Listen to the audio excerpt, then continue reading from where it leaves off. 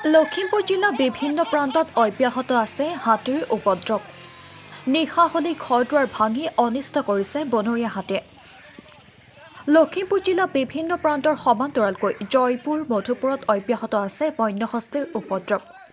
নিশা 1 মান বজাত 3জনীয়া এটা বন্যহস্তীৰ জাকে গাঁওখনত প্ৰৱেশ কৰি কেইবাটাও পৰিয়ালৰ বিস্তৰ ক্ষতিসাধন কৰে। গাঁওখনৰ নাৰায়ণ হাজৰিকাৰ ঘৰত প্ৰৱেশ কৰি হাতীৰ জাকটোৱে বাসগৃহ ভাঙি লণ্ডভণ্ড কৰাৰ উপৰি ধানৰ বস্তা, ধানৰ ডাঙৰি খাই অনিষ্ট কৰে। হাতীৰ আক্ৰমণৰ পৰা কথমটি ৰক্ষা পৰে নাৰায়ণ হাজৰিকা। বিগত কেইবাদিনো ধৰি হাতীৰ জাকটোৱে জয়পুৰ, মধুপুৰ, শংকৰপুৰ আদি কৰি বিভিন্ন অঞ্চলত উপদ্ৰৱ চলোৱাক লৈ আতংকিত হৈ পৰে স্থানীয় ৰাইজ। এই ক্ষেত্ৰত বন বিভাগৰ হস্তক্ষেপ দাবী কৰিছে অঞ্চলটোৰ ৰাইজে। ৰাজীৱ হাজৰিকা ৰিপৰ্ট, ৰাইজৰ বাৰ্তা।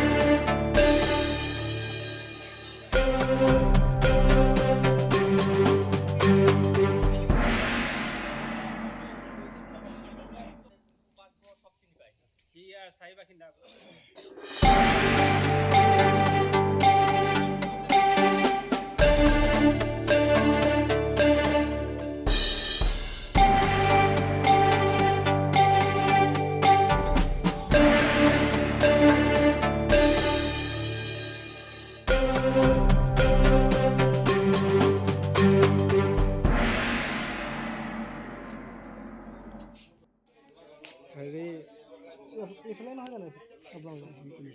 অঁ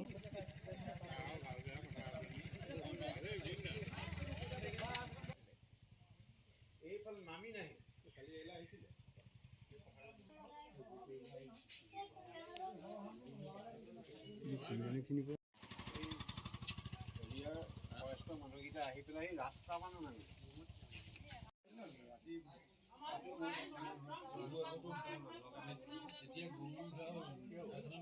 আজি যোৱাৰাতি প্ৰায় 1 মান বজাত মই মানে শুই আছোঁ, অকলশৰীয়াকৈ মই আছিলোঁ, শুই আছোঁ।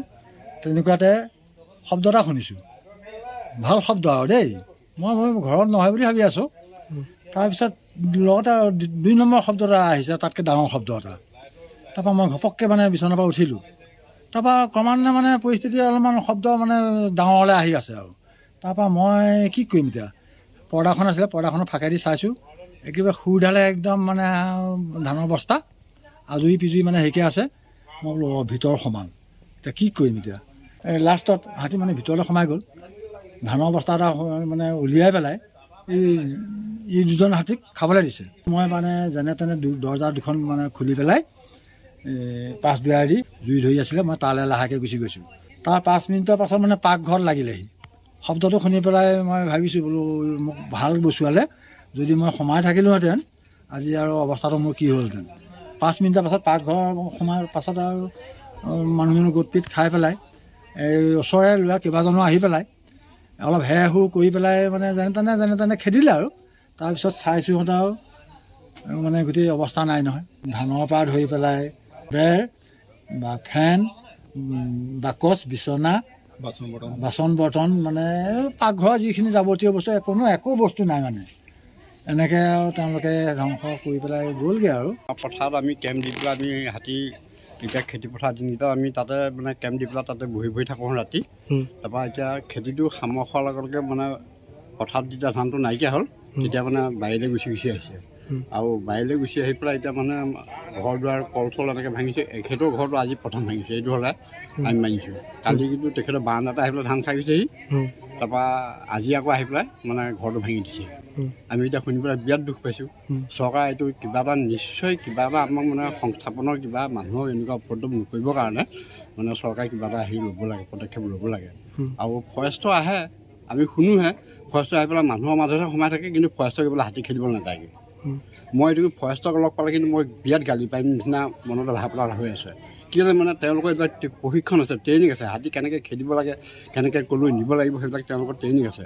তেওঁলোকে আহি পেলাই আমাক সেইবোৰ মানে ৰাইজক সেয়া নকৰে কেলৈ তেওঁলোকে কিয় চাকৰি দৰমহা খাই বহি আছে।